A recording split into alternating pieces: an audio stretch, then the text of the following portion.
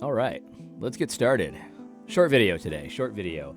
I have a fever right now. I actually came down with a fever. Technically, I think it was Monday because I had a headache all day Monday, and I didn't really think anything of it. And then towards the end of the day, I noticed that I had a fever. But really, it kind of came into full force yesterday. I worked all day yesterday up until like 2 or 3, and then I just had to go to sleep. And rough night last night. This morning I woke up kind of the same, like low-grade fever, sort of tired, that kind of thing. I don't know if it's flu or flu 2.0. I don't know. I don't know what I got, but I'm assuming that I'm not going to be able to work all day today. We will see. But I wanted to jump in because I've been noticing a huge uptick in the tone police. They have been out in full force. I think it has a lot to do, it has to do with this groomer word, which I think there's a shift. Honestly, I think that a lot of the spells that the powers that be have been casting on us to keep us, kind of docile and kind of, fighting each other and stuff like that, they're not working anymore. They're not working the way they used to. In fact, they pulled out some UFO stuff yesterday. Anytime they pull out UFO stuff, you know that things aren't going well, in their opinion. They need like maximum distraction when they pull out the UFO stuff. In any case, but the tone police have come out strong against anyone who wants to call Disney groomers or groomers, because people who want to teach your child to explore their gender identity, they're grooming your child. It's very clear that's what they're doing, and we all knew this like a decade ago. But of course now everyone's got to pretend to be an idiot. So anyway, the tone police are out, and I just wanted to point this out. I've pointed this out before, but I want to use an example here. Here's Daniel Darling pretending to be obtuse, because I think Daniel is actually smarter than he lets on. I mean, yes, he often says stupid things and whatever, but I think he's smart, and so I think this is feigned obtuseness, right? He's pretending here. Here's what he says. He says, "It's amazing how controversial the fruits of the Spirit are amongst Christians." Now, Daniel's the type that never says what he actually wants. He never says what he means. Like, he doesn't give you specifics. He just puts this stupid, like, general vague stuff out there, and everybody knows what he's saying, but because he's actually not really saying it, he can't really be pinned to the wall on it. That's his style. That's Big Eva's style, right?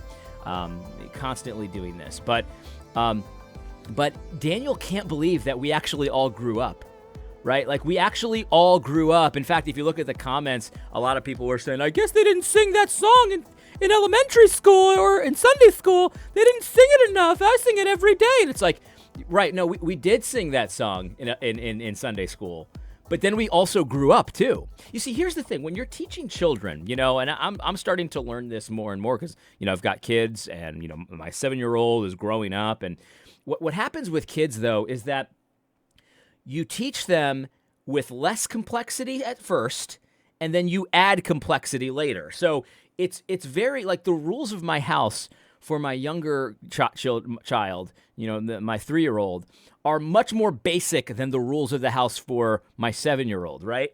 And I think that when they become teenagers, the rules are going to be a little bit more complex, right? Like, let me give you an example. Like, right now, my sons know that in our house, we don't hit each other, right? There's no hitting in our house. And that's the rule. And it's just black and white. If you hit your brother, you're done. You know what I mean? That's going to be a big problem, right? You understand that if you hit your brother, no nuance, you're done. But the truth is, as we grow up, we understand that there's a time to hit people, right? That we understand, like, it's not black and white as you grow up. There's layers of complexity. And by the way, this is not just moral lessons that I'm talking about. It's really anything. Like, when you're teaching a kid an instrument or even how to read, you start off with basic rules, especially with English that has complex rules and stuff like that, complex phonograms. You teach them the simple stuff, and you teach them the rules. But in the back of your head, as you're teaching them that rule about how to read, you know that it's actually not really a rule. There's times when that rule is broken, right? So, but you don't tell them that when they're a kid, because they need basic stuff as a kid, right? They need to understand at a kid level the rules of phonograms. And then later, when they grow up, you teach them some of the complexities and some of the nuance with those rules. It's the same with music. It's the same with art. It's the same with anything, right? Not just moral. Morals are like this too, by the way. But my kids need to understand that violence is unacceptable in this house right now because the oldest one is 7, right? but they also need to understand when they grow up that sometimes violence is acceptable. We grow up. You see, we add complexity as we grow up, right? And that's the thing. And so Daniel Darling here, and a lot of Big Eva people, they just simply never grew up, right? They never grew up because the fruit of the Spirit is wonderful, and it's not controversial, except when people refuse to try to apply the fruit of the Spirit in what we see from the heroes of the Bible, right? From Jesus's actions and words, right? From Paul's actions and words, from John the Baptist's actions and words, things like that. The prophets of old, Ezra, Nehemiah, all of them, right? We're trying to apply what we know about what the fruit of the Spirit is, and then we take those examples of godly men, and we try to understand what they did and how they, and Jesus is the best one to do this with because he was perfect, right? Jesus was perfect. And so, you could make the argument, well, David wasn't perfect, and, Nehemiah wasn't a perfect man, and you'd be right. Paul wasn't perfect, things like that. You'd be right. I think you can still get value out of their example, especially like people like John the Baptist and Paul, because I don't think they were hypocrites, right? Like Paul wrote about the fruits of the Spirit, and then he talks a certain way, and I don't think the Bible is presenting to us a hypocritical Paul in that way, right? I don't think that's what's being presented. But even if you want to stay safe, just look at Jesus, right? Jesus, the perfect man. Okay, and so the fruit of the Spirit: love, joy, peace, patience, kindness. So we know the song, right? But you see, we try to understand that song at a big boy level, right? Not at a child level, where we just say, okay, well, being kind all the time. Okay, great. That's wonderful. We can be kind all the time. Now, do we need to teach a 5-year-old, that sometimes a very kind person acts very aggressively and sometimes even violently? Do we need to explain that to a 5-year-old? No, we probably don't need to explain that to a 5-year-old, but we definitely need to explain that to adults. And at least if we don't explain it to adults, we need to understand it as adults, right? We need to understand it, that Jesus was perfectly loving, perfectly joyful, perfectly kind, perfectly all of these things, patient, gentle, and all of that. And yet he turned over the tables. Yet he insulted people. Yet he insulted people intentionally to get a reaction from them. He told jokes on people. He was aggressive.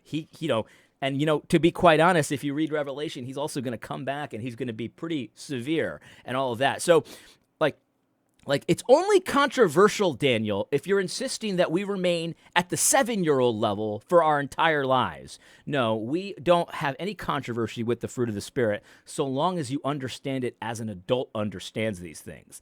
It's just that simple. Big Eva never grew up. Here is a good example of what I'm talking about. So this is Luke Stamps, and I'm pretty sure, again, he's doing the Big Eva thing where he doesn't tell you what he's talking about as he's talking. This is so disrespectful.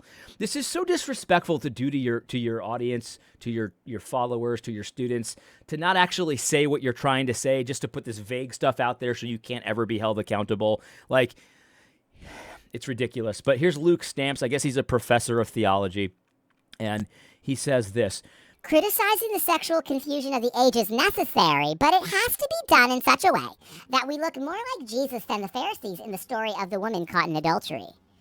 Now, what's especially weaselly about this is obviously you can't disagree with this. Of course you want to sound more like Jesus than the Pharisees. Obviously, nobody disagrees with that, right?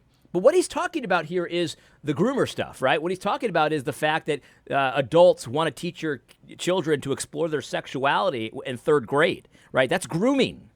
We all knew that was grooming 10 years ago, but now all of a sudden, well, Luke is confused, right? And so he's like, well, you got to have a good tone, right? You got to have a good tone, just like the one in the woman caught in adultery. And it's like, look, again, big boys know what time it is. Right? Big boys know what time it is. And my comment here was you need to meditate on Ecclesiastes more. See, big boys know that there's a time to build up and there's a time to break down. There's a time for building up someone, and there's a time for completely destroying what they're about. There's a time for brutality, and there's a time for gentleness. There's a time, like, I'm not quoting the scripture, obviously. I'm just saying that a big boy knows that there's a time and a place and a context for everything, right? And the reality is that that the story of in the Bible that actually applies more to the situation with the groomers is the situation was, if anyone causes a little one to stumble, it would be better for them to go throw themselves in the ocean and drown. That's actually what would be better according to Jesus, right? That actually applies more to the situation. You're causing these little ones to question their sexual identity at 3 years old? Are you kidding me? In any case. So Luke just doesn't know what time it is. And you see, understanding what time it is, that's big boy stuff. That's adult stuff. And it's hard for a kid to read the situation, right? That's very difficult for kids. They don't know when things are really serious or when things aren't. Like when my kids are playing outside, they don't know sometimes the danger they're in when they're next to the road or in the parking lot at, a busy parking lot at Target or something like that. Like, they don't know the danger that they're in sometimes. Like, they have a hard time. Situational awareness for a kid is not the biggest thing that they have. They need to learn that over time. Experience gets you that, right? But you see, Big Eva is just consistently lacking situational awareness. And I don't think that they actually never grew up. I don't think that's what it is. I think this is intentional. I think this is a means to their ends. And it's not the ends that help the church. It's the ends that help them. Because when you start actually having situational awareness and you start calling the grooming for what it is, and you start quoting the appropriate verses in the Bible that how Jesus deals with people who try to hurt children and stuff like that, what he has to say about people that attempt to hurt children in that way, causing them to stumble, when you actually use the appropriate stuff, you see the world doesn't tolerate that. In fact, this video very well might get kicked off of YouTube for what I've said here. It very well might. And I might lose my entire YouTube channel for this video. You see, I'm willing to do it because I want to tell the truth about the situation. Luke over here is like, oh, you have to, criticize it, but we have to look more like this totally not appropriate story from the scripture where it has nothing to do with the current situation, Luke, and I think you know that. You just pull this story because it's advantageous to what you're trying to do, which is really not criticize it at all. Not criticize it at all, or criticize it in such an impotent way that nothing happens. See, that's what you want. You want to criticize the grooming without calling it grooming. That's what you want. You want to criticize the grooming while leaving the door open. Well, God really whispers about this kind of stuff. I don't know if you think that, Luke, but that's how it comes off when you say stupid stuff like this. Stupid stuff like this. You don't know what time it is. It's time to grow up. That's what time it is, Luke. In any case, I'm gonna go. I hope you found this video helpful. God bless.